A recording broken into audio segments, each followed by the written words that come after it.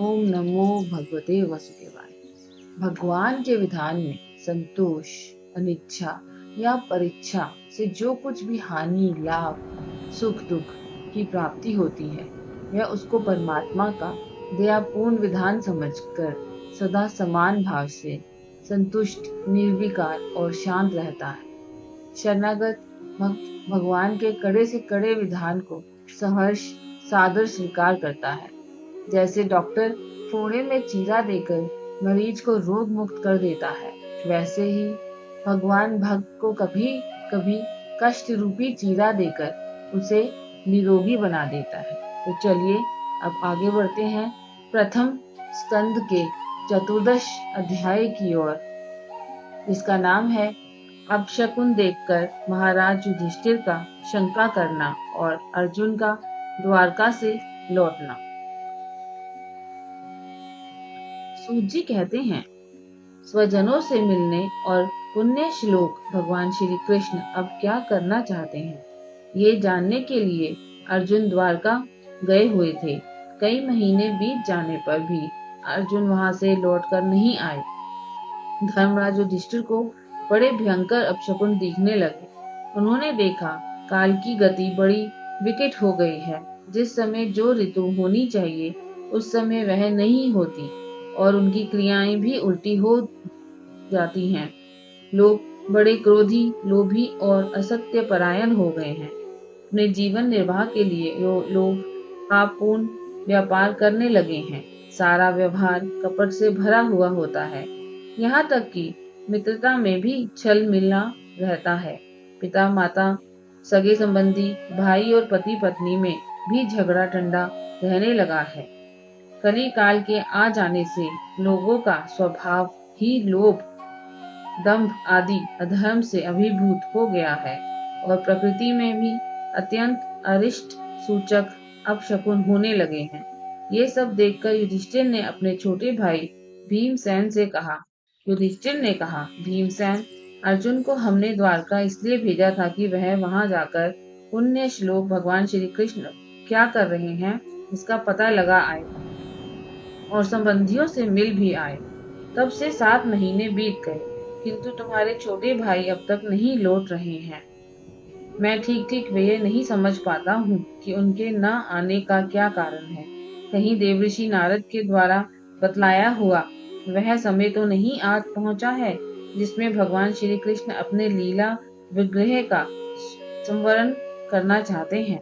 उन्हीं भगवान की कृपा से हमें यह संपत्ति, राज्य, स्त्री, प्राण, कुल, संतान, शत्रुओं पर विजय और स्वर्गादि लोगों का अधिकार प्राप्त हुआ है।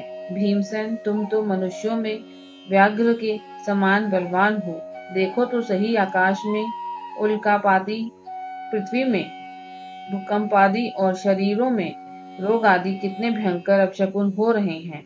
इनसे इस बात की सूचना मिलती है कि शीघ्र ही हमारी बुद्धि को मोह में डालने वाला कोई उत्पात होने वाला है। प्यारे भीमसेन, मेरी बाईं जांघ, आंख और भुजा बार बार फड़क रही है। हृदय जोर से धड़क रहा है। अवश्य ही बहुत जल्दी कोई अनिष्ट होने वाला है।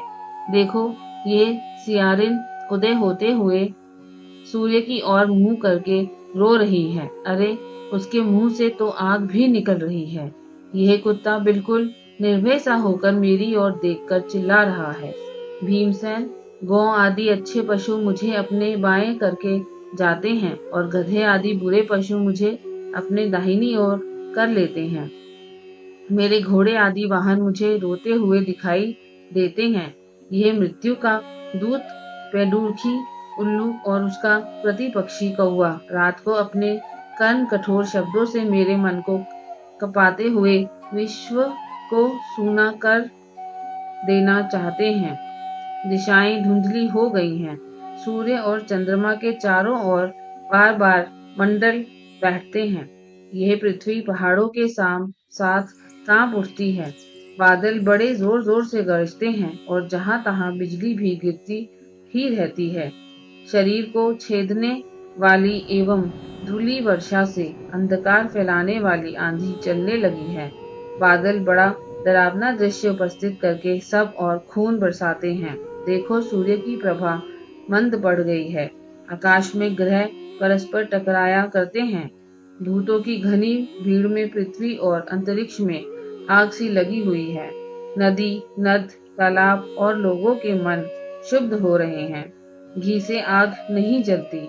ये भयंकर काल ना जाने क्या करेगा। बछड़े दूध नहीं पीते, गौएं दुहने नहीं देती। गौशालाएं में गौएं आंसू बहा बहाकर रो रही हैं। बैल भी उदास हो रहे हैं।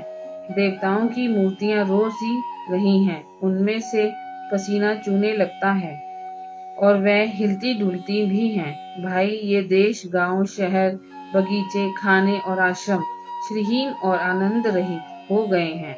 पता नहीं ये हमारे किस दुख की सूचना दे रहे हैं। इन बड़े बड़े उत्पादों को देखकर मैं तो ऐसा समझता हूँ कि निश्चय ही ये भाग्यहीना भूमि भगवान के उन चरण कमलों से, जिनका सौंदर्य तथा जिनके ध्वजा, वज्र, अंकुश आदि विलक्षण चिन्ह और किसी में भी कहीं भी नहीं है, रहित हो गई है। शौनक जी, राजा युधिष्ठिर इस भयंकर उत्पातों को देखकर मन ही मन चिंतित हो रहे थे कि द्वारका से लौटकर अर्जुन आए। युधिष्ठिर ने देखा अर्जुन इतने आतुर हो रहे हैं जितने पहले कभी नहीं देखे गए थे। मुंह लटका हुआ है, कमल सरीखे नेत्रों से आंसू बह रहे हैं और शरीर में बिल्कुल कांति नहीं है।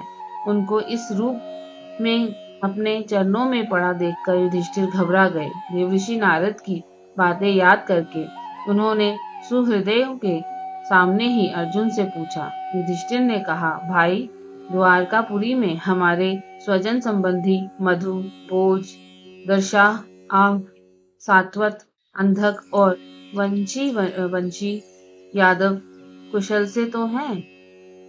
हमारे माननीय नाना शूरसेन जी प्रसन्न हैं। अपने छोटे भाई सहित मामा वसुदेव जी तो कुशल पूर्वक हैं। उनकी पत्नियां हमारी मामी देवकी आदि सातों बहिनें अपने पुत्रों और बहुओं के साथ आनंद से तो हैं। जिनका पुत्र कंस बड़ा ही दुष्ट था, वह राजा उग्रसेन अपने छोटे भाई देवक के साथ जीवित तो है ना। हृदय उनके पुत्र कृतवर्मा, अक्रूर, जयंत, गद, सारन तथा शत्रुजित आदि यादव वीर सकुशल है ना। यादवों के प्रभु बलराम जी तो आनंद से हैं।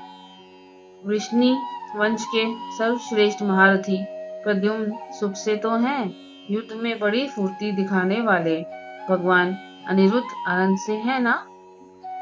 सुषेण, चारुदेशन, जामवती नंदन, सांब और अपने पुत्रों के सहित ऋषभ आदि भगवान श्री कृष्ण के अन्य सब पुत्र भी प्रसन्न है ना। भगवान श्री कृष्ण के सेवक शुत्रदेव, उद्धव आदि और दूसरे सुनंद नंद आदि प्रधान यदुवंशी जो भगवान श्री कृष्ण और बलराम के बाहुबल से सुरक्षित हैं, सबके सब सकुशल है ना। हमसे अत्यंत प्रेम करने वाले वह लोग कभी हमारा कुशल मंगल भी पूछते हैं। भक्त वत्सल ब्राह्मण भक्त भगवान श्री कृष्ण अपने स्वजनों के साथ द्वारका की सुधर्मा सभा में सुख पूर्वक विराजते हैं ना। वह आदि पुरुष बलराम जी के साथ संसार के परम मंगल, परम कल्याण और उन्नति के लिए यदुवंश रूप क्षीर सागर में विराजमान हैं। उन्हीं के बाहुबल से सुरक्षित द्वारकापुरी में यदुवंशी लोग सारे संसार के द्वारा सम्मानित होकर बड़े आनंद से विष्णु भगवान के पार्षदों के समान विहार कर रहे हैं। सत्यभामा आदि 16,000 रानियां प्रधान रूप से उनके चरण कमलों की सेवा में ही रत रहकर उनके द्वारा युद्ध में इंद्रादि देवताओं को भी हराकर इंद्राणी के भोग योग्य तथा उन्हीं की अभिष्ट जाता की वस्तुओं का उपभोग करती हैं। यदुवंशी वीर श्री कृष्ण के बाहुदंड के प्रभाव से सुरक्षित रहकर निर्भय रहते हैं और बलपूर्वक लाई हुई बड़े बड़े देवताओं के बैठने योग्य सुधर्मा सभा को अपने चरणों से आक्रांत करते हैं। भाई अर्जुन, ये भी बताओ कि तुम स्वयं तो कुशल से हो ना। मुझे तुम श्रीहीन से दिख रहे हो, वहां बहुत दिनों तक रहे। कहीं तुम्हारे सम्मान में तो किसी प्रकार की कमी नहीं हुई? किसी ने तुम्हारा अपमान तो नहीं कर दिया? कहीं किसी ने दुर्भावपूर्ण अमंगल शब्द आदि के द्वारा तुम्हारा चित्त तो नहीं दुखाया, अथवा किसी आशा से तुम्हारे पास आए हुए याचकों को उनकी मांगी हुई वस्तु अथवा अपनी ओर से कुछ देने की प्रतिज्ञा करके भी तुम नहीं दे सके। तुम सदा शरणागतों की रक्षा करते आए हो। कहीं किसी भी ब्राह्मण, बालक, गौ, बूढ़े, रोगी, दुबला अथवा अन्य किसी प्राणी का जो तुम्हारी शरण में आया हो, तुमने त्याग तो नहीं कर दिया। कहीं तुमने अगम्य स्त्री से समागम तो नहीं किया, अथवा गमन करने योग्य स्त्री के साथ असत्कार पूर्वक समागम तो नहीं किया। कहीं मार्ग में अपने से छोटे अथवा बराबरी वालों से हार तो नहीं गए, अथवा भोजन कराने योग्य बालक और बूढ़ों को छोड़कर तुमने अकेले ही तो भोजन नहीं कर लिया। मेरा विश्वास है कि तुमने ऐसा कोई निंदित काम तो नहीं किया होगा जो तुम्हारे योग्य ना हो ना हो अपने परम प्रियतम अभिन्न हृदय परम सुहृदय भगवान श्री कृष्ण से तुम रहित हो गए हो। इसी से अपने को शून्य मान रहे हो। इसके सिवा दूसरा कोई कारण नहीं हो सकता जिससे तुमको इतनी मानसिक पीड़ा हो।